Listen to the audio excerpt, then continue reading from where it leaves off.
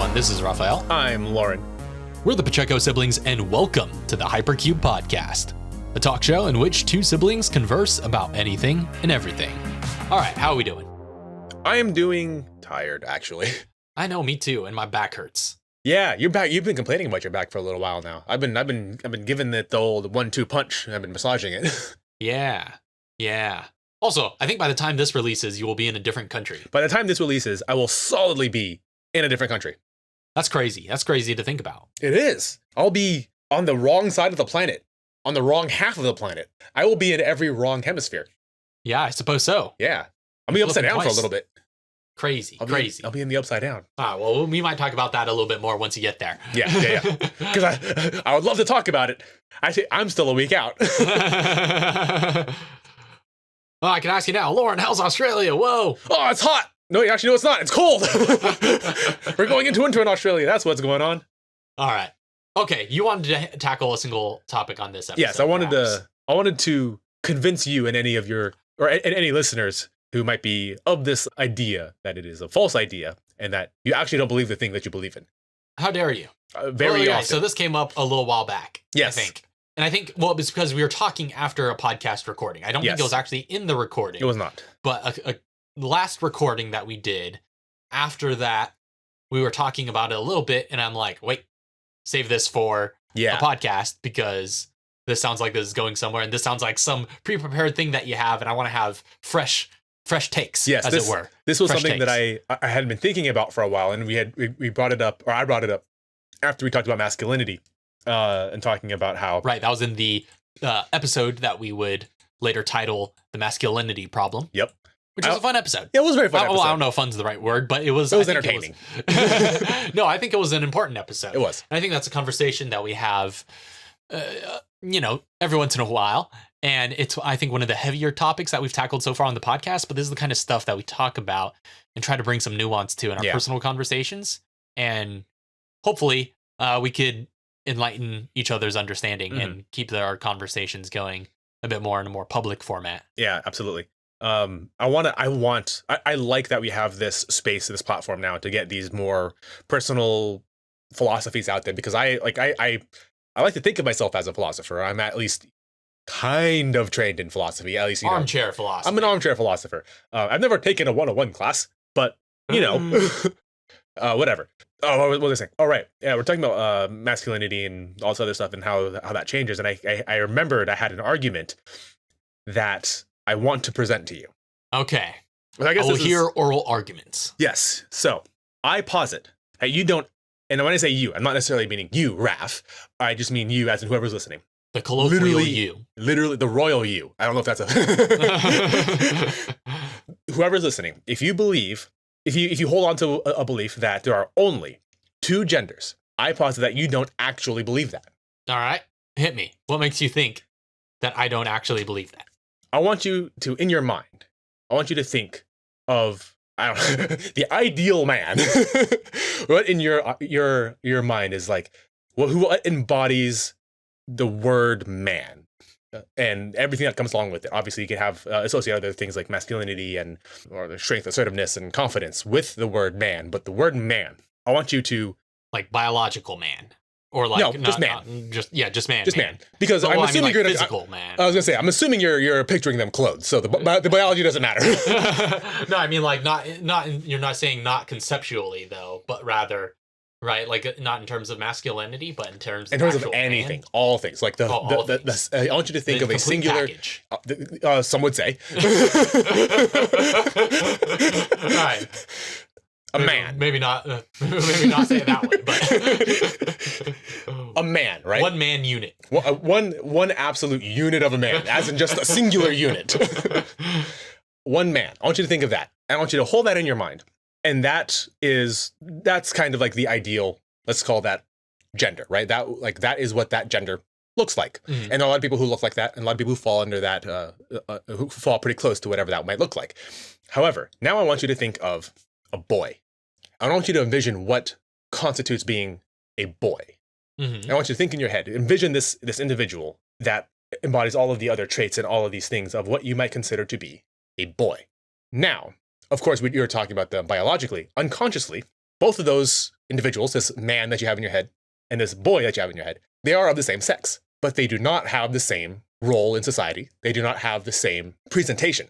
Those two individuals have two different genders while having the same sex. And I want you, and you're saying boy is a gender. Boy is a gender. And I remember now. A gender that is distinct from man. That is distinct from man. And I wanted to bring this up because I remember one of the reasons I was thinking about it because Mark Driscoll in his big rant talked about that specifically. He at one point said, like, you are not a man, you're a boy. Oh, something like that. He does not, he just admitted he does not believe in two genders. He is saying you are not this thing that we have considered masculine and he'll probably yell at you for saying that about him. Probably, and I would welcome it. And that applies to the other sex as well. The more typical feminine gender is woman with girl. Those are two separate genders.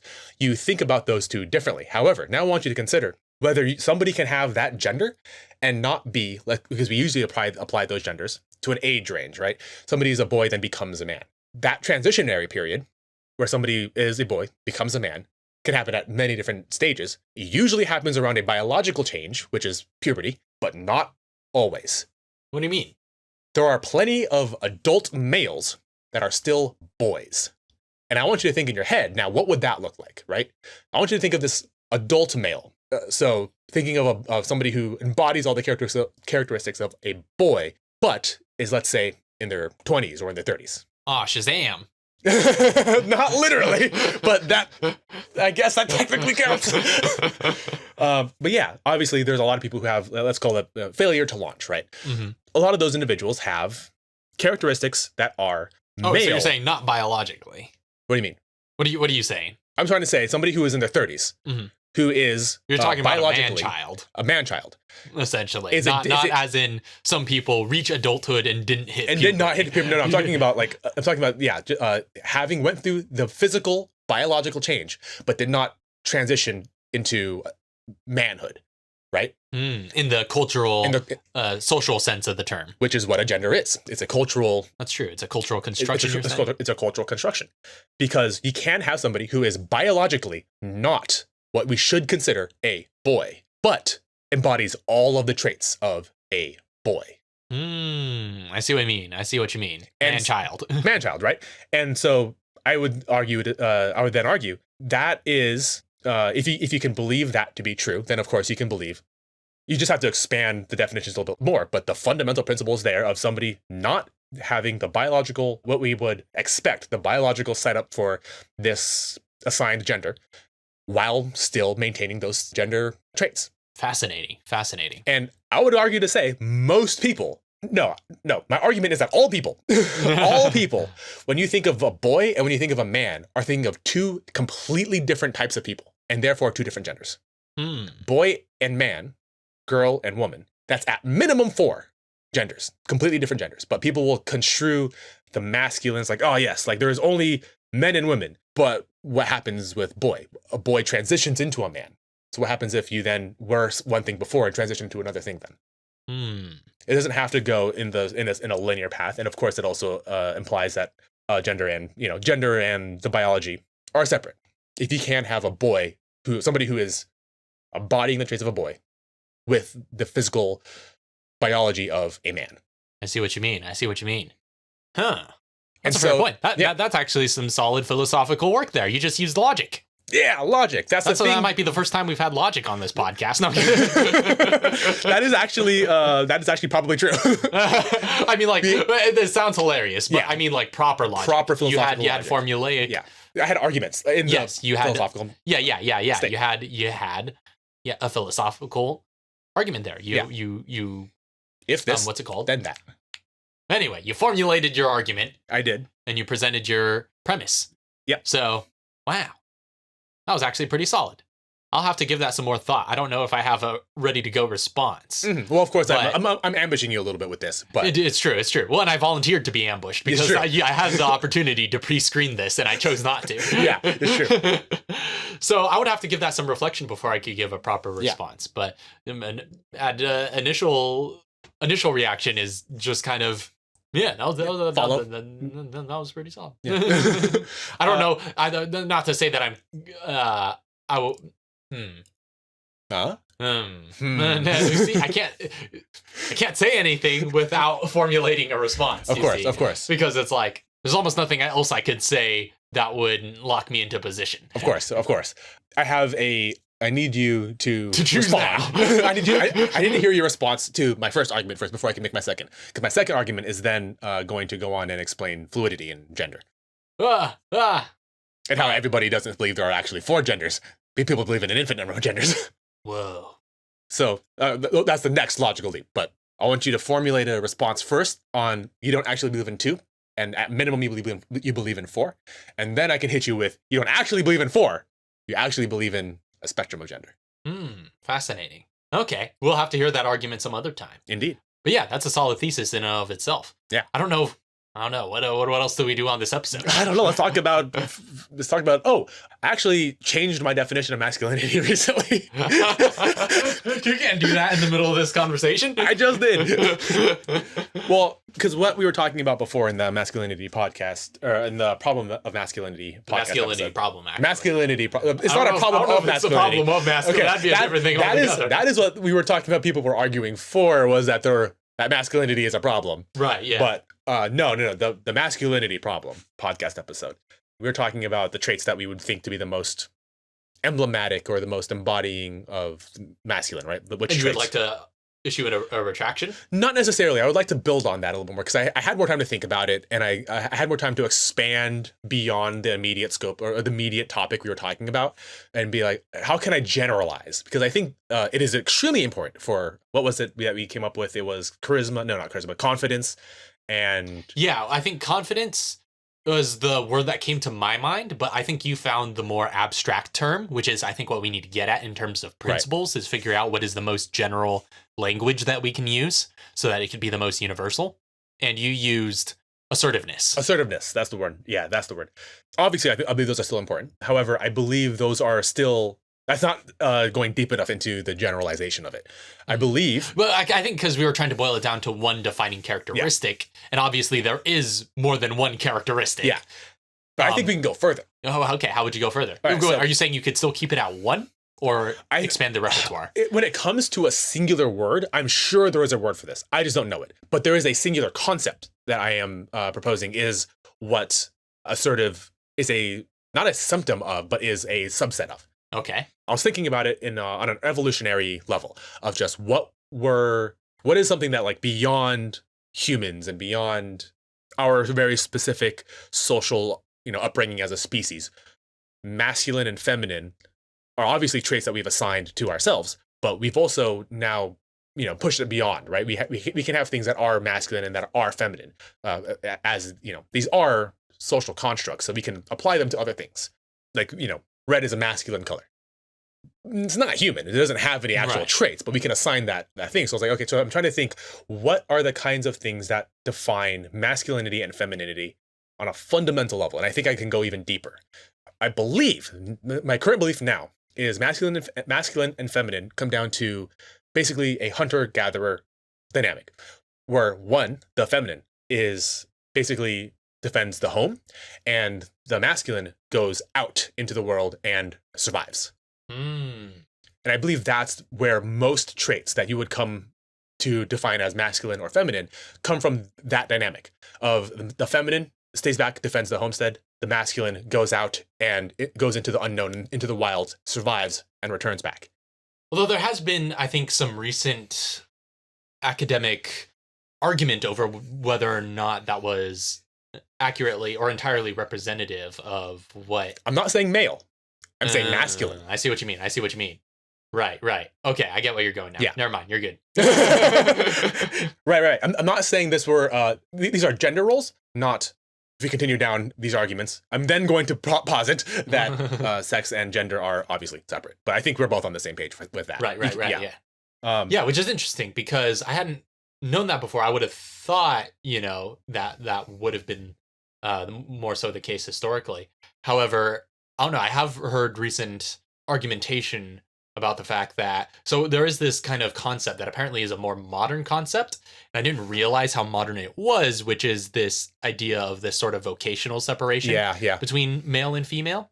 And, the sort of, home builder, female role versus the sort of breadwinner, protector, provider role for males. Apparently, that's a relatively really recent paradigm. And I think Kristen Kobes-Dumé might have been who I heard this from. I still need to read her book, Jesus and John Wayne. But I think I'm familiar. I was gonna say, like, what the heck does? It's a great title, isn't it? Yeah, but then I kind of some dominoes fell. I was like, right. I think I know what that's gonna be about. Yeah, but yeah, apparently that is a conception that largely spawned out of the 1950s commercial consumeristic culture. Yeah, and it was kind of designed in order to make tactic. that marketing framework work. Yeah. Period.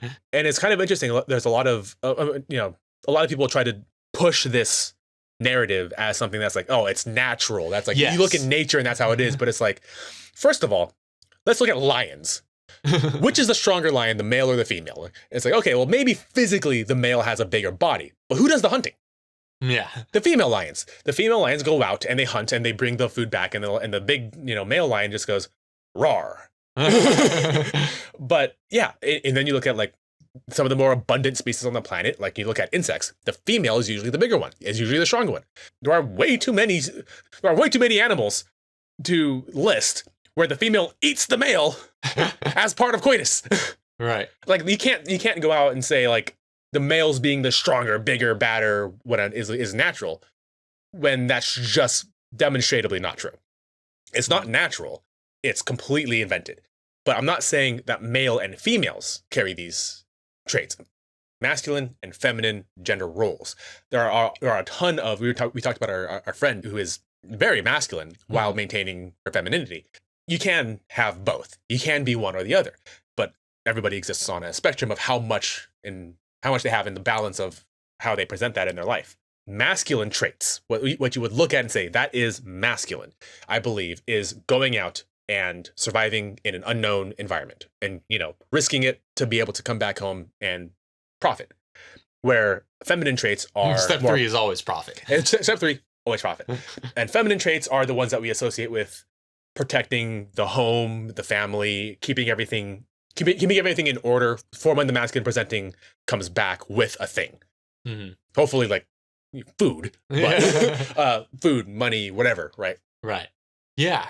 I don't know if there's an individual word for those, but I believe it all boils down to that dynamic. Yeah, no, and I guess when with regard to the sort of version that was conceived from the 50s onward, the sort of commercialistic framework, I think I heard Kristen Kobes-Dumé put it this way, and I think this is probably the best summary of that masculine version you were talking about, was provider protector. I think if you had to put it in a singular term, that is probably the most succinct way of doing it. But yeah, I don't know if there's a one for the sort of feminine image, but you're saying like in terms of being socially constructed roles that people slot into, that would be how it breaks down generally.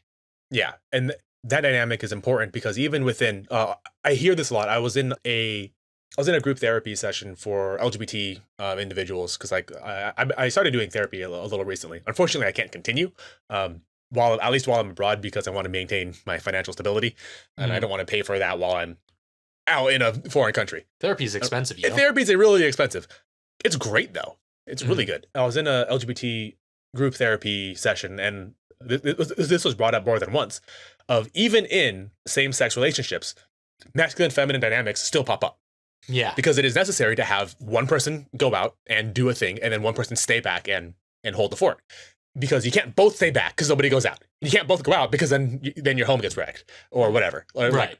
Or you lose your home or you just become nomadic, which isn't necessarily bad. But says the nomad. Well, having a balance in a relationship, right? Mm-hmm. Yeah. Because masculine and feminine only mean anything in relation to each other. Right. Yeah. That's true. These are, I guess, relative terms. I guess, yeah. Because if everybody was just, one thing, if all of humanity was just masculine or just feminine, there wouldn't be, I don't know, there wouldn't be anything to compare it against. There would be no reason to have another term for that. Right. It sounds like an interesting book idea. Planet Man. Planet Man. Oh, man. Oh, that's no. I don't think I like this book. It sounds like a dystopian horror film. Yeah, that's what I'm saying. That sounds like some sort of interesting dystopia you could do. Followed by the sequel, Planet Woman. Planet Woman, where do all the men become wombats? I don't know about that one. That's a sequel nobody asked for. But the sequel we all deserve. So that is my current current musings on masculine and feminine. Interesting. You've definitely given me some fruit for thought. But that's probably going to be where we have to wind down today's session. Yeah, we're both a little short on time. Yeah, we're on a little bit of a deadline here, a little bit of a time schedule. However, interesting talk. I think we need kind of shorter, punchier podcasts every once in a while anyway. This is just a little bite-sized injection of thought into your day. Something to think about. Here you go. Take it. Tastes good, doesn't it? I don't know what that outro was, but thank y'all very much for listening. This has been the Hypercube podcast. This show is edited by Loryn Pacheco, mixed by Raphael Pacheco, with theme music by Mono Memory. Until next time, we'll see y'all later. God bless. Peace.